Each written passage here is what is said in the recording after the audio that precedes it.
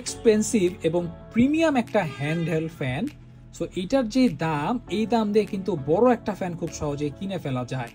ফ্যানটা এত এক্সপেন্সিভ হওয়ার একটা কারণ হচ্ছে এটাতে কিন্তু সেমিকন্ডাক্টর রেফ্রিজারেটর টেকনোলজিটা ব্যবহার করা আছে। ঠিক এই জায়গাটাতে এই জিনিসটা আছে, যেটা আমাদের ফ্রিজের ভিতরে থাকে।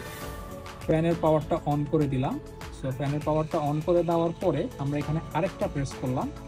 আরেকটা প্রেস করার পর এখানে কিন্তু কুলিং সাইনটা অন হয়ে গেল। সেই কুলিং সাইনটা অন হয়ে যাওয়ার পরে এইখানে যেই পার্টটা আছে এটা 10 থেকে 12 সেকেন্ডের ভিতরে 16 ডিগ্রি সেলসিয়াসে চলে আসবে, যেটা আমরা ফ্রিজের ভিতরে পেয়ে থাকি। দেখেন অলরেডি কিন্তু এটা চলে আসছে। হ্যাঁ, ভিডিওতে কতটুকু বোঝা যাচ্ছে কিনা, এই যে আমি একটু হাত দিয়ে করে আমার হাতটা কিন্তু ভিজে ভিজে যাচ্ছে।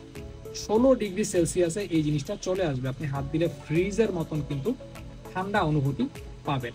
এটা যেহেতু একটা হেভি ডিউটি ফ্যান হওয়াতে এটাতে কিন্তু আছে ব্রাশলেস মোটর, তার উপর আবার 13,000 আরপিএম। তো ব্রাশলেস মোটরের সাথে 13,000 আরপিএম কিরকম বাতাস দিতে পারে সেটার জন্য গুগল করে দেখতে পারেন। তো পিওর 3000 এমএএইচ এর খুব পাওয়ারফুল একটা ব্যাটারি আছে, যেটা দিয়ে মিডিয়াম এবং লোতে 5-7 ঘন্টা ব্যাকআপ পাওয়া যায়, এবং হাইতে কিন্তু 2.5 ঘন্টার মতন ব্যাকআপ পাবেন। এবং এটা হাই স্পিড কিন্তু প্রচন্ড বাতাস দেয়। এটা আসলে ফিজিক্যালি এসে এক্সপিরিয়েন্স না করলে এটার বাতাস বোঝানো কিন্তু খুবই কঠিন।